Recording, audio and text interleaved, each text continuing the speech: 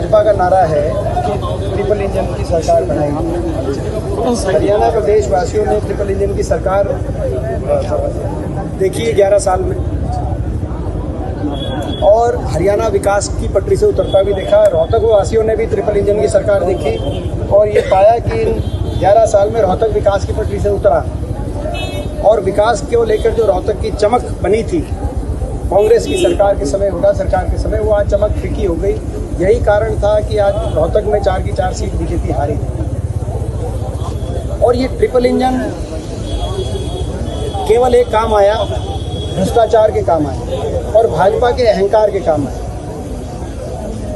एक इंजन ने लूटा तो बाकी दो इंजनों ने उसको संरक्षण देने का काम किया। जैसे हरियाणा में, जैसे रोहतक में हर निगम में घोटाले हुए, हर निगम, फरीदाबाद निगम में 300 करोड़ का घोटाला हुआ, रोहतक के निगम में 325 करोड़ रुपए का घोटाला हुआ, अमृत योजना घोटाला। जो अरविंद शर्मा जी जो पूर्व सांसद थे, उन्होंने भी कहा, जो मौजूदा मंत्री, कि रोहतक के, उन्होंने पूर्व में इशारों में पूर्व मंत्री और कई लोगों पे आरोप लगाए कि अमृत घोटाला में के जो राशि थी, वो जो रोहतक की सफाई की राशि थी, वो खुद साफ कर ली, मगर इंक्वायरी तक नहीं हुई। यानी कि एक इंजन लूटता था, बाकी इंजन उसको संरक्षण देने का काम करते थे। और इसीलिए हमने जनता के बीच में ये अपील करी है कि विपक्ष का एक इंजन बनाए।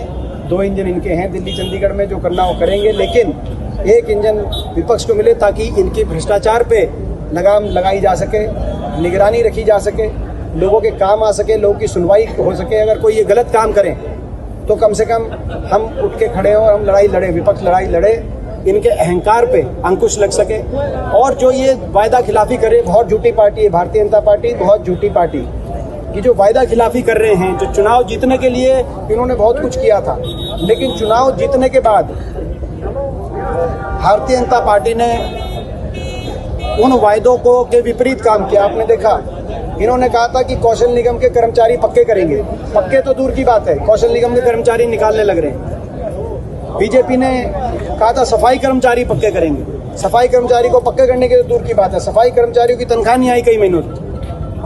बीजेपी ने कहा था हरियाणा के 3/4 लोगों को पीले कार्ड बनवा दिए थे चुनाव जीतने के लिए, और अब चुनाव के बाद वो पीले कार्ड कटवाने लग रही है बीजेपी। तो जो इस तरह के वायदा खिलाफी के काम करें तो कम से कम एक इंजन अगर विपक्ष का होगा तो विपक्ष ऐसे कामों को नहीं करने देगा।